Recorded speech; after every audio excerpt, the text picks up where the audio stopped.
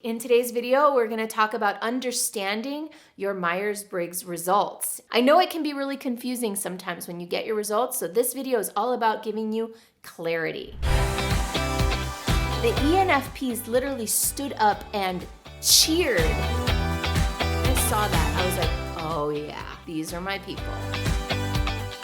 Myers Briggs is based on Carl Jung's theories of personality development, and as such, it's a theory. That's all it is. So keep that in mind as you go through and don't take these results too seriously. Another thing to understand is that this is not a diagnosis. It's not like you get your results and these results are you and that's it. Like this is who you are. As a matter of fact, in a lot of cases, many cases, people's final test results or indicator results are not actually their personality type results. And in fact, it takes a process like this, like what we're going to do, to confirm your results and or change them or shift them so that they're more aligned with who you really are. Now, another thing to keep in mind is that no type, no preferences are better one than the other. It's just an indicator of certain preferences. So let's talk about preferences. You have a preferences for the right hand or left hand.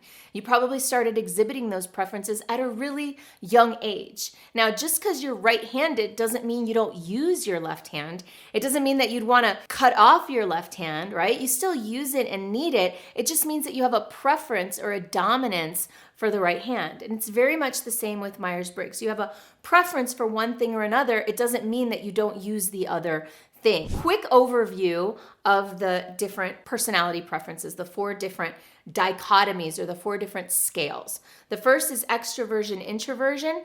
That's whether you source energy from the external world or the internal world. The second is intuition versus sensing, whether you prefer to gather information about the world in a way that's recognizing patterns and abstract theories versus from the concrete 5 senses. The third is a preference for thinking or feeling, and that's how you make decisions about the world, whether you prefer to make decisions from a thinking place, black or white, yes or no, right or wrong, or from a more feeling place based on values and outcomes.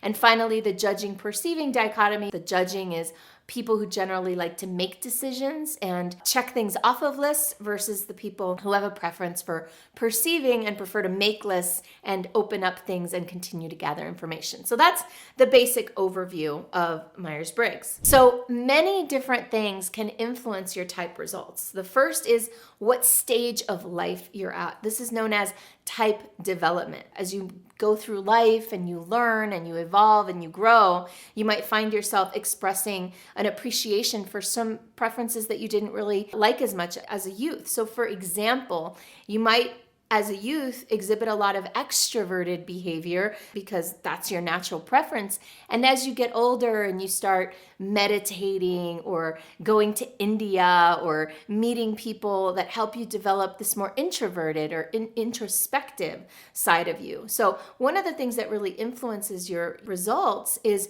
what stage of life are you at? The second thing that can really influence your results are your expectations going into the test. And I shouldn't really call it a test. We prefer to use the term indicator. But as you go into it, sometimes we can go in wanting to apply it to a work environment. And if we go in work mode, we might express a tendency or express a preference towards certain personality traits that are more aligned with the work that we're doing. In other words, we're letting our environment and our circumstances dictate how we show up for the test. Or if we show up for the test in a playful mode, we might end up with different results there. So pay attention to how you come into the test or how you went into the test and note, did I come in with certain expectations about what I was going to use this for and how this was going to come out? Another thing that can really influence your results is the environment that you grew up in. And I had a personal experience with this that I'll share because I think that it's really relevant and can really help you understand. Whenever I took Myers Briggs, I always came out as an E.N.T.P. So I had a preference for the thinking function versus the feeling function. No matter how often I took the test, I always came out E.N.T.P. But when I went to get my certification in Myers Briggs, I was at a table with all E.N.T.Ps. What happened was that as the ENTPs were doing what ENTPs do, which is debate and argue, and not in any malicious way, just like they really like to talk about ideas, the professor was observing me in that group and was noticing that I wasn't really fully engaged in this group. And he called me over to him and he said, "Listen, Michelle, I've been watching you and I think I want to move you to a different table." This thinking feeling dichotomy, you came out, you typed as a T, but I really think you're an F. And I'm like, an F? No way, I've never been an F. He's like, just play with me here, let's see what happens. And when he announced that I was gonna be moving from the E.N.T.P table to the E.N.F.P table, the E.N.F.Ps literally stood up and cheered that I was gonna join their table. And when they did that, and when I saw that, I was like, oh yeah, these are my people. I felt it. Even to this day, when I take that Myers Briggs test, I still sometimes type as an E.N.T.P, but I know that I'm an E.N.F.P, and that's what really matters. So in terms of your results, if there's a part of it that doesn't feel quite right, keep in mind that it's not your type. It's not considered to be a best fit type until you corroborate the results, until you feel like those results really reflect who you are. Oh, and another really important thing about that is that one of the things that really impacts your type, especially if you come out as a different type than you really are, is your environment that you grew up in as a child. Going back in hindsight, I was like, why did I keep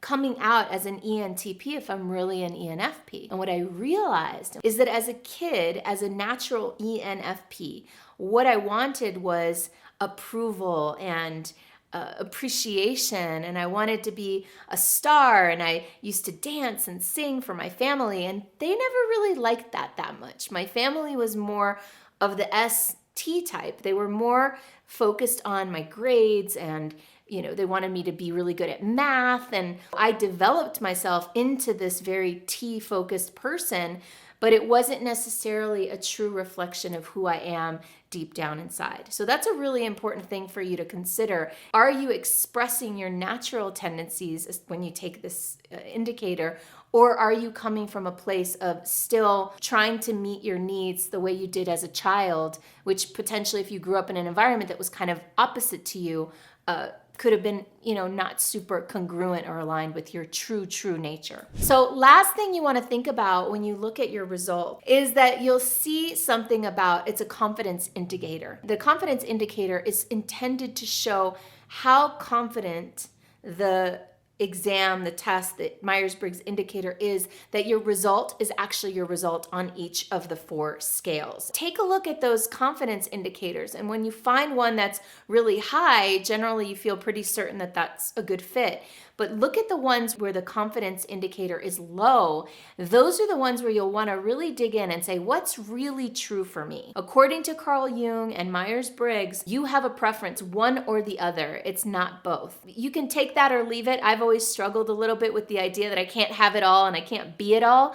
But I invite you again to just consider this as a tool, and really a tool based on a theory. So it's not set in stone. It's only as relevant and as accurate as you decide that it is for you. Now, how would you like a juicy free gift to help you grow your business in a way that's purpose-driven, so that it adds value and makes an impact on the world, that it's aligned with who you really are, aligned with your personality, your true self, and also lifestyle friendly to help you have more freedom of time, more financial freedom? If this sounds good to you, then download my Monetize Your Magic playbook. Click on the link below to get access to the entire playbook for free. You're welcome.